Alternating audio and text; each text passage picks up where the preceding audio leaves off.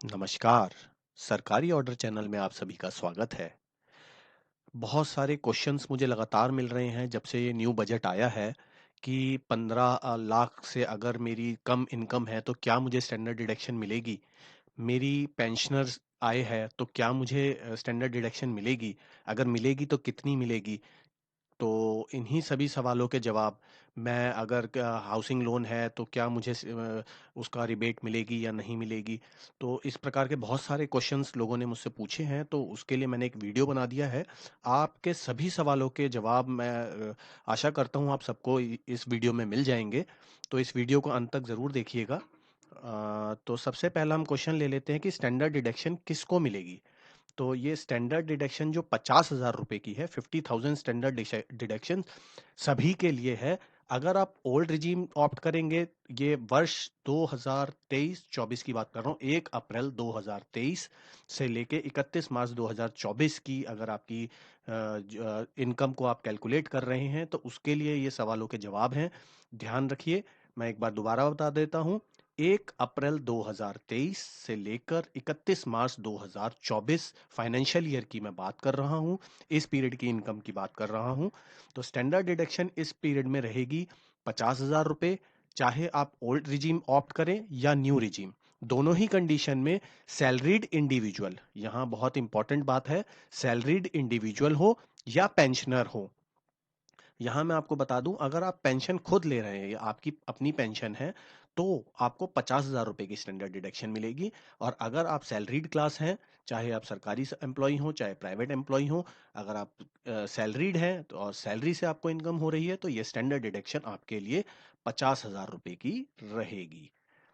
अगला क्वेश्चन जो हमारे पास आया था वो था कि स्टैंडर्ड डिडक्शन जो पेंशनर्स हैं उनके लिए मैंने आपको बता दिया कि 50,000 है, पर जो फैमिली पेंशनर हैं उनके लिए कितनी स्टैंडर्ड डिडक्शन है, क्या ये 15,000 है या 50,000 रहेगी। तो पहले मैं आपको बता दूं फैमिली पेंशनर्स कौन होते हैं। फैमिली पेंशनर्स वो लोग होते हैं जिनके परिवार की किसी को पेंशन मिल रही हो। जैसे कि अगर मान लीजिए एक हस्बैंड और एक वाइफ है और हस्बैंड गवर्नमेंट सर्वेंट्स में थे और उनकी मृत्यु हो जाती है तो उसके बाद उनके परिवार के सदस्यों को यानी कि उनकी वाइफ को, अगर उनकी वाइफ की डेथ हो जाती है तो उस कंडीशन में अगर उनकी अनमैरिड डॉटर है या उनका 25 साल से कम उम्र का बच्चा है जो अर्न नहीं करता है तो उसको वो फैमिली पेंशन मिलती है। तो जो फैमिली पेंशन की अगर किसी को इनकम है तो उस पे स्टैंडर्ड डिडक्शन 15,000 रुपए की रहेगी। वहां ये 50,000 की नहीं है। तो यहाँ मैं आपको शायद आपको ये जवाब आपका मिल गया हो कि पेंशनर को 50,000 मिलेगी और फैमिली पेंशनर को ये 15,000 रुपए रहेगी स्टैंडर्ड डिडक्शन। तो सभी पेंशनर्स के लिए जो क्या नाम है स्टैंडर्ड डिडक्शन है वो 50,000 है। पर अगर वो आय आपकी फैमिली पेंशन से है तो आपको इसमें स्टैंडर्ड डिडक्शन 15,000 रुपए की मिलेगी। अगला क्वेश्चन ले लेते हैं। अब अगर आपने न्यू टैक्स रिजीम ऑप्ट की है, मैं यहाँ आपको बता दूं, अब जितने भी सवालों के मैं जवाब दे रहा हूँ ये न्यू टैक्स रिजीम के हिसाब से बता रहा हूँ। तो न्यू टैक्स रिजीम अगर आपने ऑप्ट की है तो क्या आपको हाउसिंग लोन का जो इंटरेस्ट होता है, जो 2 लाख रुपए तक मैक्सिमम कोई आदमी उसकी रिबेट ले सकता है, क्या उसका बेनिफिट मिलेगा? तो आप बताएं मिलेगा या नहीं मिलेगा। दूसरा एक क्वेश्चन था कि हाउस रेंट अलाउंस, मैं किराए के मकान में रहता हूँ तो क्या अगर मैं न्यू टैक्स रिजीम ऑप्ट करता हूँ 2023-24 में तो क्या मुझे उसका रिबेट मिलेगी अगर मैंने न्यू रिजीम ऑप्ट किया है? तो इसका आंसर है नो। आपको कोई भी इस प्रकार की रिबेट उस पर नहीं मिलेगी, चाहे आपने हाउसिंग लोन ले रखा हो।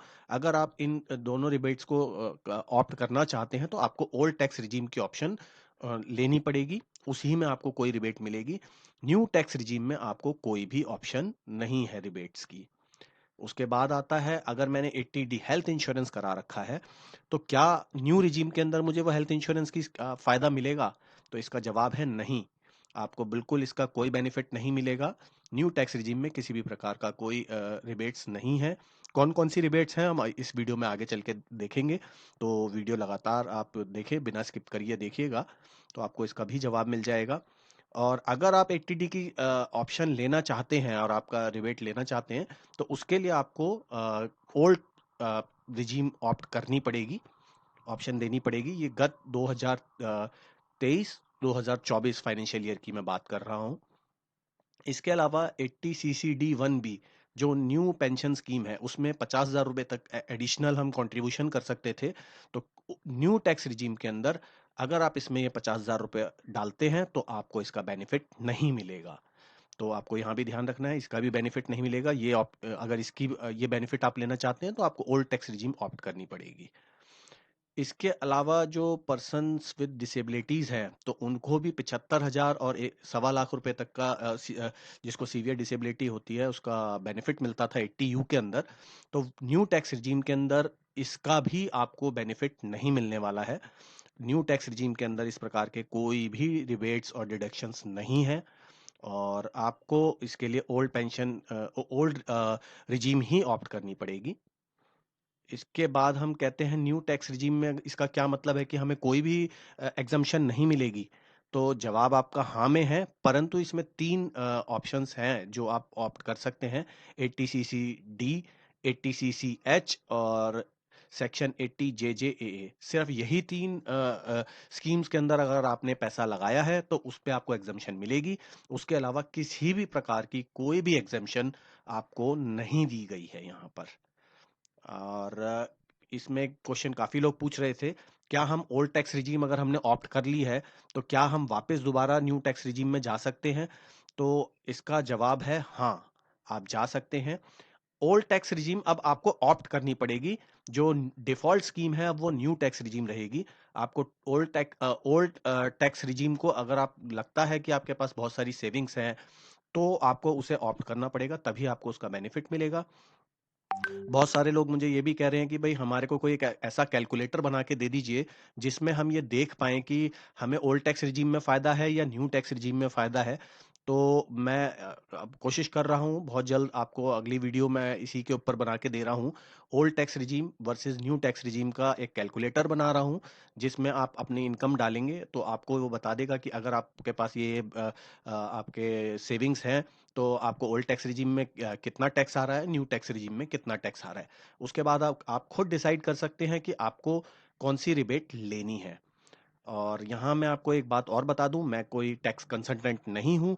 जो जानकारी मुझे मीडिया और सरकारी ऑर्डर्स के माध्यम से मिल रही है ये मैं वो आपसे साझा कर रहा हूँ। अगर आपको मेरी वीडियोस लगातार पसंद आ रही हैं तो प्लीज़ इसे लाइक करते रहिए, मेरे चैनल को ज़रूर सब्सक्राइब कीजिए। सब्सक्रिप्शन करने से और चैनल जब आप हमारे वीडियोस को लाइक करते हैं तो हमारे को और इस प्रकार के कंटेंट बनाने के लिए प्रेरणा मिलती है। धन्यवाद।